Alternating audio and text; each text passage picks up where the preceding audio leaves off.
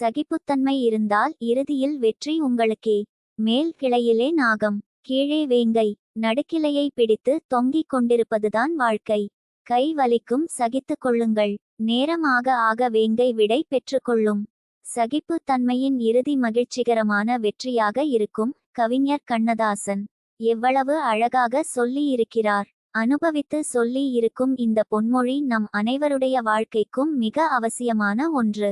வாழ்க்கை என்பதை விட வெற்றிகரமான வாழ்க்கை வாழ வேண்டும் என்ற எண்ணம் உடையவர்களுக்கு கண்ணதாசனின் இந்த அனுபவ உரை மிகவும் கை கொடுக்கும். இதோ இந்த கதையின் ஹீரோ இதற்கு சான்று. ஒரு ஊரில் ஒரு பெரிய ஆலமரத்தடியில் புதையல் இருக்கிறது என்று ஒரு முனிவர் சொல்லிவிட்டு போய்விடுவார். அவர் சாது அல்லவா, அதனால் அவருக்கு அந்த புதையல் தேவையில்லை.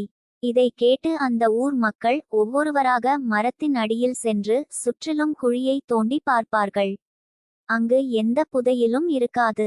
சலித்துப்போன மக்கள் அதை மறந்துவிட்டு தங்கள் அன்றாட வாழ்க்கையில் மூழ்கி விடுகிறார்கள். இதில் 2 நண்பர்கள் மட்டும் விடாமல் அந்த மரத்தடியில் தோண்டிக் கொண்டிருக்கிறார்கள்.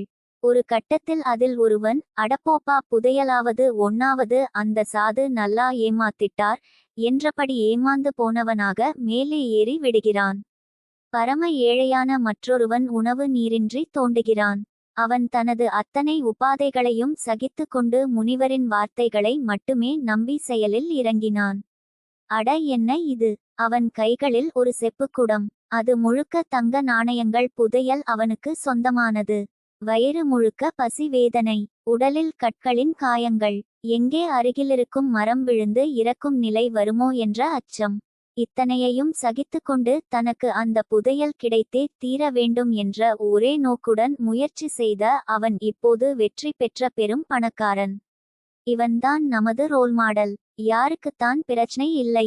அவைகளை சகித்துச் செல்வதிலேதான் ஒவ்வொருவரும் மாறுபடுகிறோம். சிறு துன்பம் என்றாலும் துவண்டு போய் விடுவார்கள் சிலர். இவர்களுக்கு என்றும் வெற்றி என்பது எட்டாக்கனிதான்.